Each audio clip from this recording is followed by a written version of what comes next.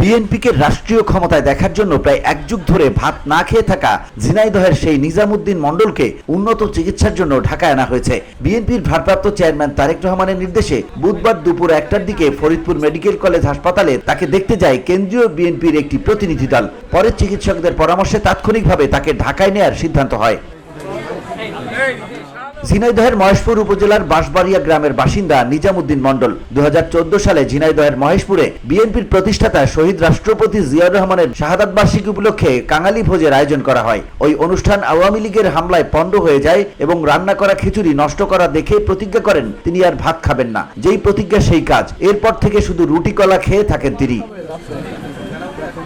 জানা গেছে গত ঈদ উল ফিতরের পর থেকে তার শারীরিক অবস্থার অবনতি হয়। এর মধ্যে গত 28 এপ্রিল বেশি অসুস্থ হয়ে পড়লে চিকিৎসার জন্য তাকে ফরিদপুর মেডিকেল কলেজ হাসপাতালে ভর্তি করেন তার পরিবারের সদস্যরা। বসুন্ধরা, উত্তরা, বনশ্রী, কুড়িল ও বাড্ডা সহ রাজধানীর বিভিন্ন স্থানে অভিজাত ও অত্যাধুনিক মানের ফ্ল্যাট কেনার এক নির্ভরযোগ্য প্রতিষ্ঠান প্লেজেন্ট প্রপার্টিজ লিমিটেড। তাই আপনার স্বপ্নের আবাসনের জন্য আজই যোগাযোগ করুন। Pleasant properties limited, where destiny matches eventually. Faridpur medical college হাসপাতালের মেডিসিন বিভাগের ইনচার্জ ডাক্তার দেবব্রত জানান, নিজামুদ্দিনের ফুসফুসে ক্ষত দেখা দিয়েছে, এজন্য তার উন্নত চিকিৎসা প্রয়োজন। এদিকে নিজামুদ্দিন মণ্ডলের অসুস্থতার খবর বিএনপির ভারপ্রাপ্ত চেয়ারম্যান তারেক রহমানের দৃষ্টিগোচর হয়। পরে তার নির্দেশে ফরিদপুর মেডিকেলে ছুটে যান কেন্দ্রীয় বিএনপির স্বাস্থ্য বিষয়ক সম্পাদক ডাক্তার রফিকুল ইসলাম ও আমরা বিএনপি পরিবারের আহ্বায়ক আতিকুর রহমান রুম্মন সহ একটি প্রতিনিধি দল। তারা নিজামুদ্দিন মণ্ডলের শারীরিক অবস্থার খোঁজ খবর নেন এবং তার পরিবারের সদস্যদের সঙ্গে কথা বলেন।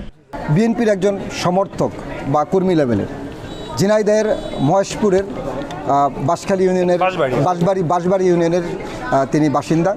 সেখানে তিনি একটি জিয়াউর রহমানের যে শাহাদাত বার্ষিকী, সেই শাহাদাত বার্ষিকী উপলক্ষে সেখানে একটি খিচুড়ি বিতরণ অনুষ্ঠান ছিল।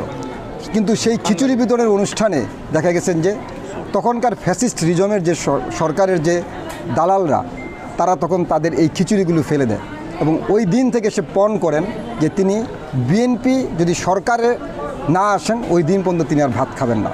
পরে ডাক্তার রফিকুল ইসলাম বলেন, নিজামুদ্দিন মণ্ডলের অসুস্থতার বিষয়টি তারেক রহমানের দৃষ্টিগোচর হয় এবং রাতেই আমাদের ফোন করে খোঁজ নেওয়ার কথা জানান। পরে আমরা এখানকার ডাক্তারদের সঙ্গে যোগাযোগ করে জানতে পারি দুরারোগ্য রোগে আক্রান্ত হয়েছেন। তার এমন কিছু পরীক্ষা নিরীক্ষা দরকার যা পিজি হাসপাতালে রয়েছে, তার চিকিৎসার যাবতীয় খরচ বিএনপি বহন করবে।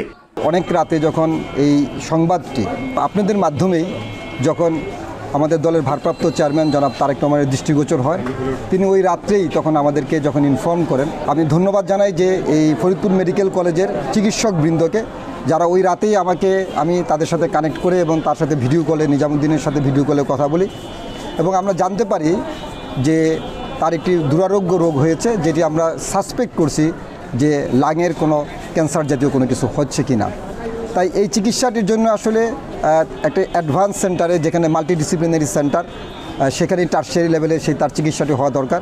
যেখানে এরকম কিছু পরীক্ষা নিরীক্ষা দরকার, যেখানে ওই সেন্টারই তার সুবিধা আছে, সেই হিসাবে আমরা চিন্তাভাবনা করেছি যে তাকে আমরা পিজি হাসপাতালে এখান থেকে স্থানান্তর করব।